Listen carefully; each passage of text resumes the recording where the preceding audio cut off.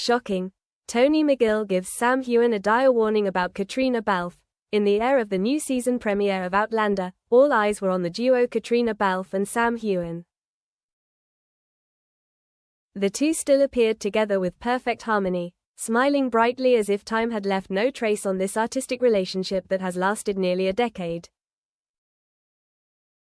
But there was one person who did not smile. That person was Tony McGill, Irish music producer, and also Caitriona Balfe's legal husband. From the corner of the auditorium, Tony observed his wife and her co-star with a cold, cautious gaze. His hand gripped the glass of wine so tightly that his fingers turned white. There had been too many times when he had turned a blind eye. But this time, the feeling inside him was real danger. A warning in the dark. 3 days after the event, Sam Heughan received a strange text message. "We need to talk. Private. Urgent. TM." He thought for a moment, then texted back the location of the familiar coffee shop in West Hollywood. When he arrived, Tony was already sitting in a secluded corner, his eyes unfriendly. "I'll get straight to the point," Tony said. "What's going on with you and Caitriona?" Sam frowned slightly. "We're co-stars, colleagues." Tony nodded, his voice steady but his eyes blazing. "I've been quiet for 7 years. I've seen every episode, every hug, every accidental look on screen. But when I saw her look at you at the premiere, I knew something had changed." Sam sighed, leaning back in his chair. "Kat's an adult, Tony. She controls her emotions. Just like me. I'm not talking about your emotions. I'm talking about her choices, and the consequences." The atmosphere in the cafe seemed to thicken. Tony leaned forward, his eyes as sharp as knives. "If you're thinking about interfering in our marriage, stop. Now, because I know a lot about Caitriona that you don't. And believe me, you don't want to get caught up in that.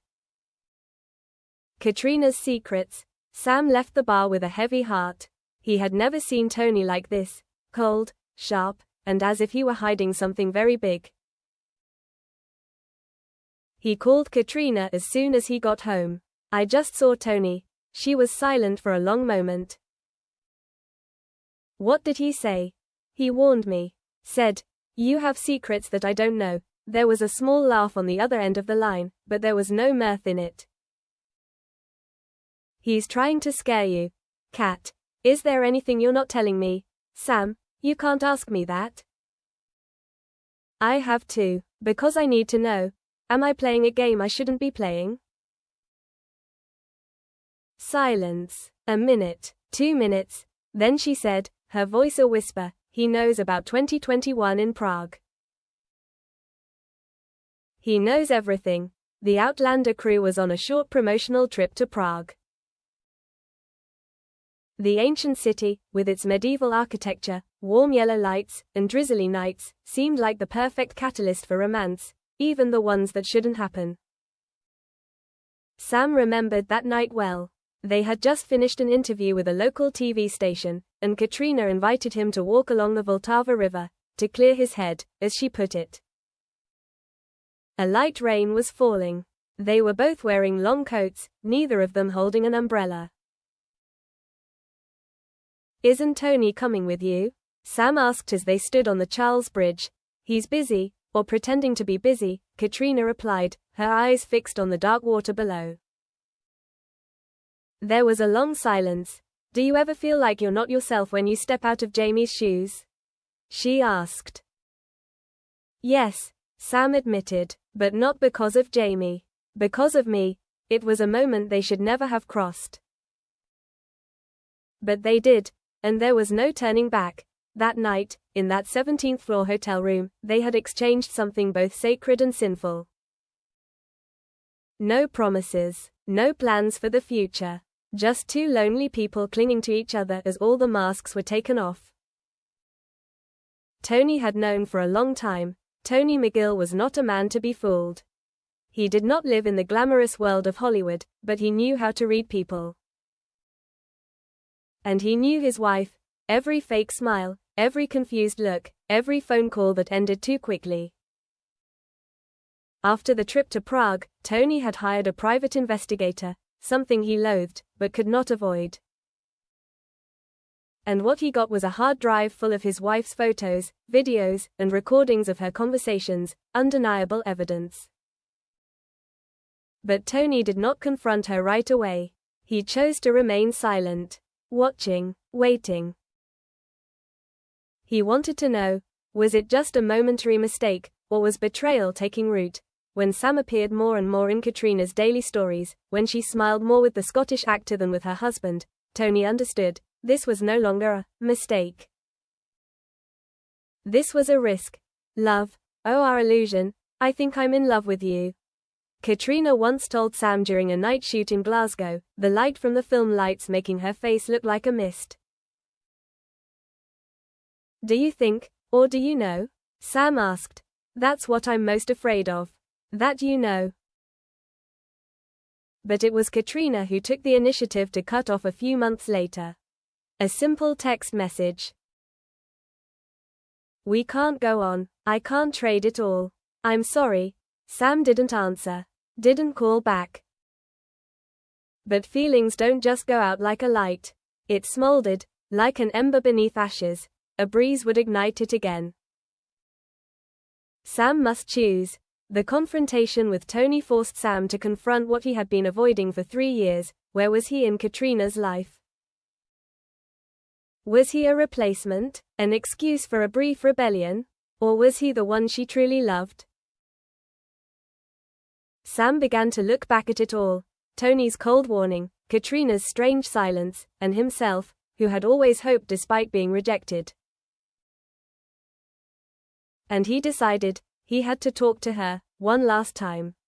No subterfuge, no evasion, it had to be clear. The last meeting, they met in a quiet room in Dublin, where Caitriona was on a short vacation. No press, no fans, no Tony. Sam looked straight into her eyes. Cat, do you love me? Silence. Not in 2021. Not in the rain. Now. Here. A tear escaped her eye. I love you, Sam. But love is not enough to destroy a family. I chose Tony, and even though everything fell apart, he was the one who stayed with me, when I had nothing left. Even when you didn't feel anything anymore? Sam asked. Some people don't need love to stay. They need loyalty, and Tony deserves that. The last words and forgiveness. Sam left Dublin the next day. No goodbyes, no looking back. He boarded a plane, headed back to Scotland, back to himself. A few weeks later, he received a handwritten letter, Caitriona's familiar handwriting. I know I made things complicated. I'm sorry I dragged you in, only to push you away. But I don't regret loving you. I just regret that the world we belonged to didn't allow for that love to exist. Tony said you were going to back out.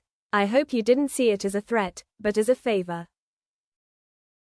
Because if Tony is the one who keeps me grounded in reality, you're the one who shows me what it's like to dream. Sam didn't reply, but in his heart, he forgave her. The Impossible People. A year later, Sam published his first memoir, as Jamie, in Real Life Sam. In it, he mentioned a nameless woman who taught him about unfulfilled love and the courage to let go. Caitriona appeared on the red carpet with Tony at a film festival in Venice. She held her husband's hand, her eyes calm. But somewhere in that face, there was still something that had never been said, a gentle regret. None of them made the story public. No one denied it, no one confirmed it.